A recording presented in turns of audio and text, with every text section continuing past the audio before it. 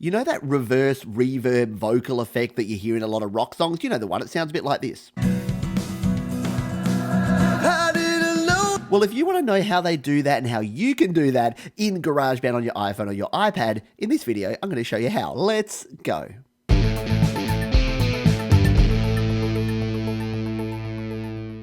Hi, my name is Pete, and this is Studio Live Today, where I help you create, record, and release your best music. So if you like tips, tricks, tutorials, and other videos all about music creation, consider subscribing. But this one is one of my favorite tips for GarageBand. If you create rock songs, if you do any sort of metal or any other sort of genres like this, where you want a big vocal sound and a big build into a chorus, well, nothing sounds quite as cool as the reverse reverb vocal effect. So in this video, I'm going to show you how we can do it right here in GarageBand. So let's stop talking and start creating. I'm here in GarageBand on my iPad. The exact same technique can be used on the iPhone. Now, this is a song called Sin from my 2018 album Selfish Aware. It's got some acoustic guitars, it's got some bass, some electric guitars, some drums, and some vocals. So the vocal is what we're going to use to show this reverse reverb vocal effect. So here's the part that we actually want to change. Let's just play it at the moment and hear what it sounds like.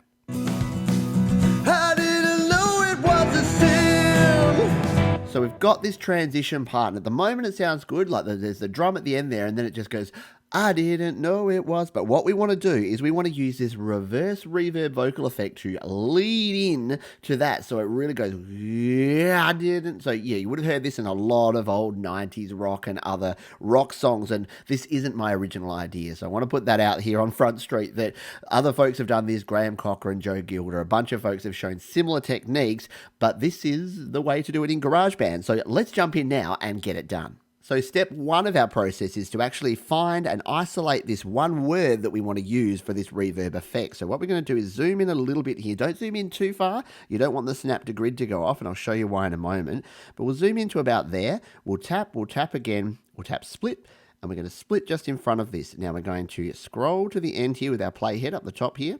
And then we're going to tap again, and tap split, and then slide down on that one. So we've now isolated that one word. So if we zoom in and we solo this and we play this. I didn't know it. So that's just that I, the I part of that song. So that's cool. What we want to do now is actually duplicate this track. So we're going to tap it. We're going to tap duplicate because we need somewhere to put this now. So we've copied it. We've got it ready to go. We'll bring it down to here, and let's just tap again and hit paste.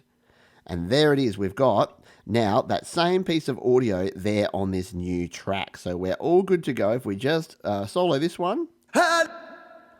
So it's just got that, and that's the only sound that we have at the moment.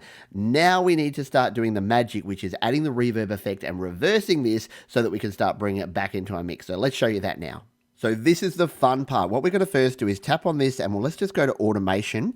We'll just tap on the microphone automation. We'll turn automation off for now and hit done because we want to be able to play with some other things in the volume and whatnot here. So what we're firstly going to do is add in a bunch of reverb, and you can use any sort of reverb or delay or cool effects you like, but I'm going to go into the plugins and EQ up the top here. And we're going to come in here and we're just going to drown this sucker in reverb. So let's just see what that sounds like with the reverb way up high. Yeah, that's some pretty epic reverb right there. Let's maybe just dial it back a little bit. Let's take a listen. Yeah, let's just change up the type of reverb. So what we can do is we can actually come in here and do we have track reverb? Yep, we do have track reverb on here as well. So we can actually add in a little bit of different track reverb here. So let's add a really long track reverb here and wetten it up a bit and just take a listen. Yeah, that's going to work well. All right, so we have our reverb on there. What we now need to do is we need to reverse this sample. So we need to actually get the sample reversed so that we can actually make that lead in, that reverse reverb effect come into our vocal. So let's do that part now. But Pete, I hear you say, if we reverse this, then the reverb is going to be on the reversed sound. That ain't going to work, and you're right. So there's one step we need to do in between, which is to merge this track to actually bake in that reverb sound into this track. So to do that, we tap on the track here, we tap our merge button, and we just make sure just that one track's selected, and we tap on merge. Now it's going to duplicate the song, it's going to merge the track, it's going to normalize this audio, and then we're going to be good to go. We can then reverse the track, and something something very cool is going to happen, which you'll see in just a moment. All right, so it has merged that track together, and you'll see instantly, actually, we'll just tap and hold and drag this back up next to the vocal. Look how long that is. Look at that giant tail of reverb, and I'll turn the volume down a little bit, and we'll just play this and take a listen to this one. So we could technically use this to really build into this track. We'll probably ramp it in with some automation, but we'll show you how to do that in a moment. All right, now what I like to do here is I'm just going to come in here and do a little bit of splitting here. So I'm going to tap here, because when you merge, it actually it brings in all of this additional audio. We don't need that, so we're going to split it. We're going to tap that part. We're going to delete. We're going to come here. I'll leave all of this tail here. So we'll go right down to here. We'll tap again. We'll split, and then we'll tap and we'll delete. So now we just have this part of the audio. Now we can do our reversing, and again, this is where the coolness comes in. We'll tap it again, we'll go settings, and we'll reverse this item. And now this is where it's cool. Take a listen to what it sounds like now with our reverse reverb on this one word.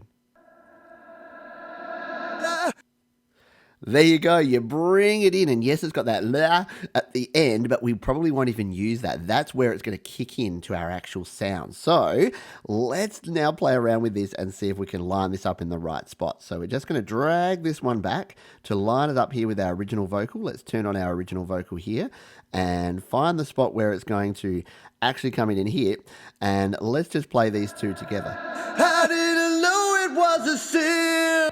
Yeah, there we go. That's sounding good. So we'll just do it one more time. I didn't know it was a sin. So it's using the reverb. It's using a reverse of the reverb. And this is something that you could do with tape quite easily. You could do a bunch of reverse effects with tape. But digitally, it's a little more challenging. But as you can see, 3 steps. All we need to do is cut out that part, add a bunch of reverb, merge it, and reverse it. Okay, that's 4 steps. But you know what I mean. So we're good to go here now. What I'm going to do, let's just bring this as it is back into the mix and see what it sounds like here.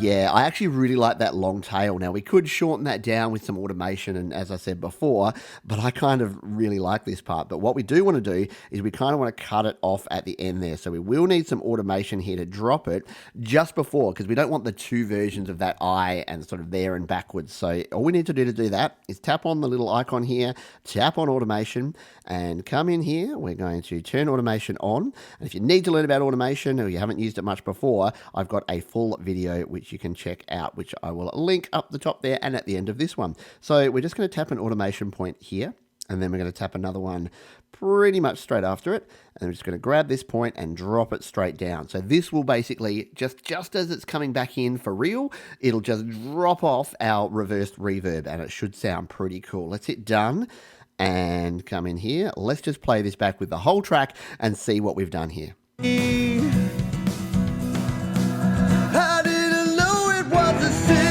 Yeah, I like that. And we could even probably turn the volume up on that a little bit. So let's just come back into our automation. We'll just bring this one up to maybe about there, just so we've got a little bit more volume. Oh, let's just come back here and play it again.